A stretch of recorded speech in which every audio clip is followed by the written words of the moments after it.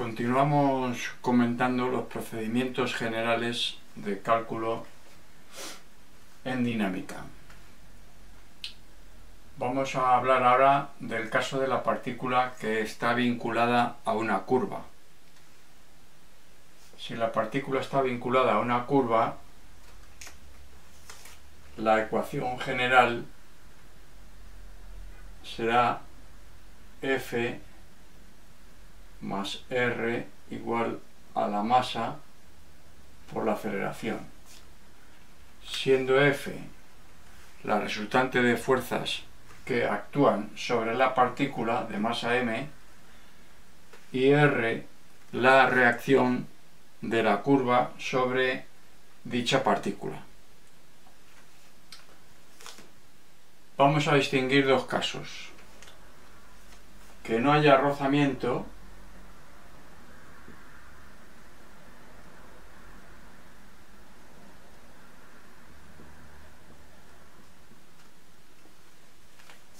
y que sí lo haya entre la partícula y la curva sobre la que desliza.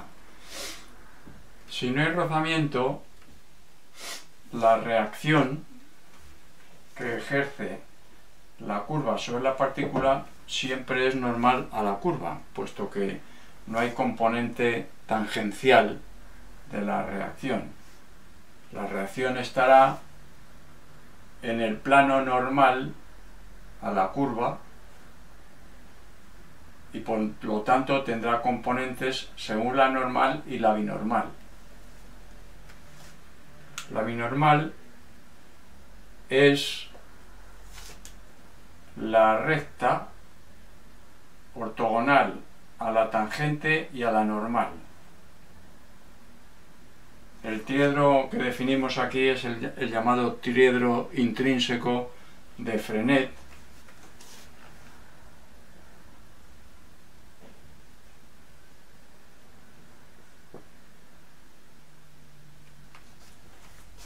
que está compuesto por una base espacial de tres vectores, que es el vector tangente, vector de módulo unidad, por lo tanto versor tangente, versor normal y el versor binormal. El versor binormal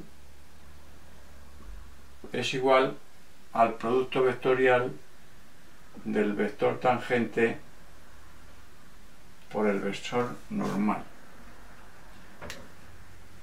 Definimos tres planos con estos tres versores, que son el plano osculador, que es el plano que define la tangente y la normal, el plano normal, que definen la normal y la binormal, y el plano rectificante, que define la binormal y la tangente.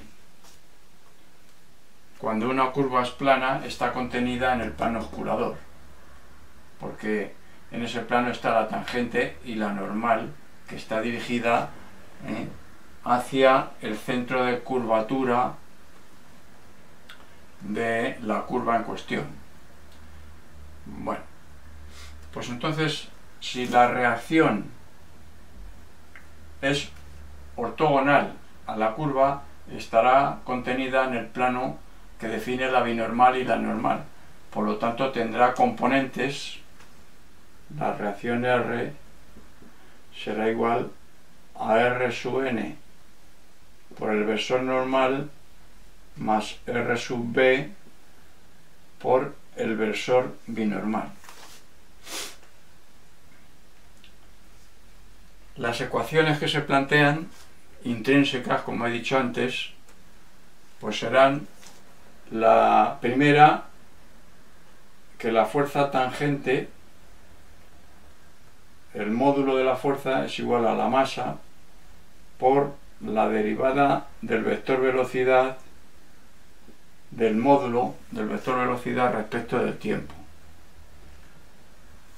Cuando ponemos componentes de las fuerzas, vamos a considerar que lleva implícito el signo de esas componentes. No siempre serán positivas o negativas.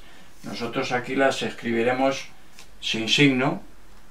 Cuando corresponda al signo negativo, llevará el signo negativo y cuando el positivo, el positivo. Bueno, en cuanto a la fuerza tangente, como ya vimos, es igual a la masa por la aceleración tangente, la aceleración en la dirección tangencial. La aceleración, como ya vimos en cinemática, tiene dos componentes, la aceleración tangencial por el versor t más la aceleración normal por el versor n. La aceleración tangencial, el módulo, es la derivada del módulo de la velocidad respecto del tiempo. En la dirección normal, aparte de la fuerza que aplica, que tendrá una componente según el versor normal, tenemos también la componente de la reacción según la normal. Entonces tendremos que esto será igual a la masa por la aceleración normal, que es módulo de la velocidad partido por ρ sub c, siendo ρ sub c el radio de curvatura de la curva sobre la que se mueve la partícula. Y por último, la tercera condición en la dirección de la binormal, que será que la suma de las componentes de la resultante de fuerzas que actúa sobre la masa m más la reacción de la curva sobre la masa m en la dirección de la binormal es igual a 0, puesto que la aceleración no tiene componentes según la binormal, como ya hemos visto anteriormente en cinemática, en el apartado 6.2.2.1. Allí se define la aceleración en componentes intrínsecas. La primera condición, esta primera, a veces resulta más cómodo utilizar el teorema de la energía cinética. Un medio de la masa por la velocidad en un punto B al cuadrado menos un medio de la masa por la velocidad en punto A inicial al cuadrado es igual a la integral entre A y B de la F sub t, o componente tangencial de la fuerza, por la diferencial de S. Puesto que, como la reacción es normal a la curva que describe la masa m, la reacción no interviene en el cálculo del trabajo. Vamos a ver ahora el caso en el que haya rozamiento.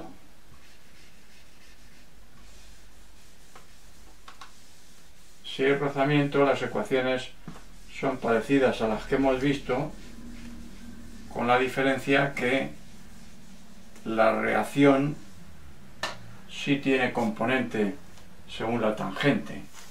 O sea que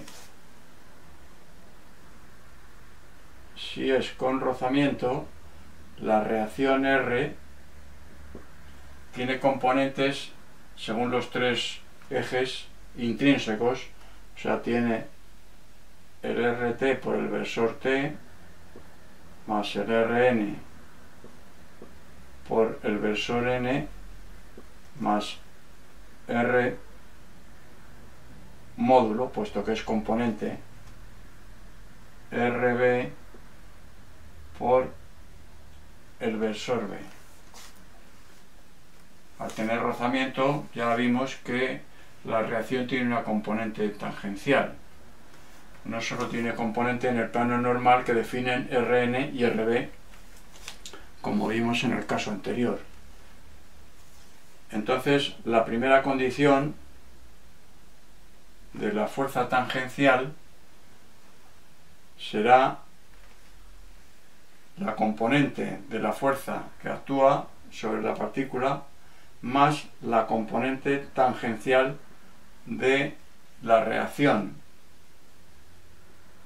R sub t, esto será igual a la masa por la derivada de la velocidad respecto del tiempo.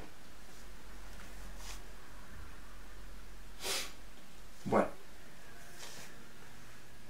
la componente tangencial de la reacción, si conocemos Rn y Rb, que es la reacción, la componente de la reacción en el plano normal, como ya sabemos, conociendo el coeficiente de rozamiento, resulta que Rt es igual a K, coeficiente de rozamiento, por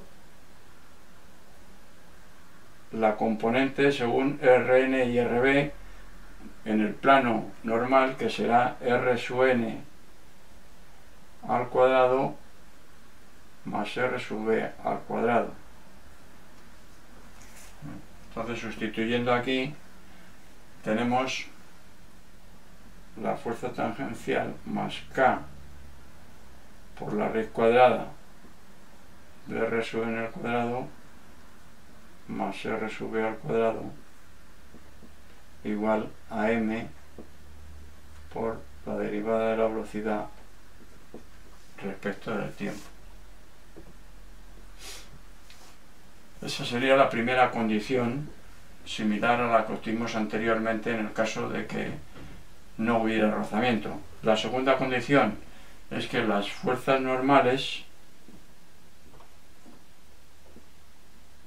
más la R normal será igual a la masa por la aceleración normal, que es la velocidad al cuadrado partido por el radio de curvatura de la curva en cuestión. Y la tercera condición es que F sub b más R sub b es igual a 0.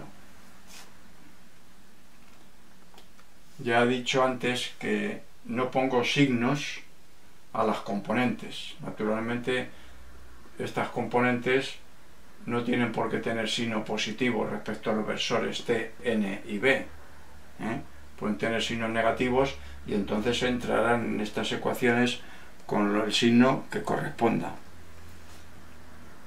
Tanto para el caso de la partícula que se mueve sin rozamiento en la curva guía, como con rozamiento, solo hace falta un parámetro, puesto que conocemos la curva, solo nos hace falta un parámetro para determinar la posición de la partícula en la curva.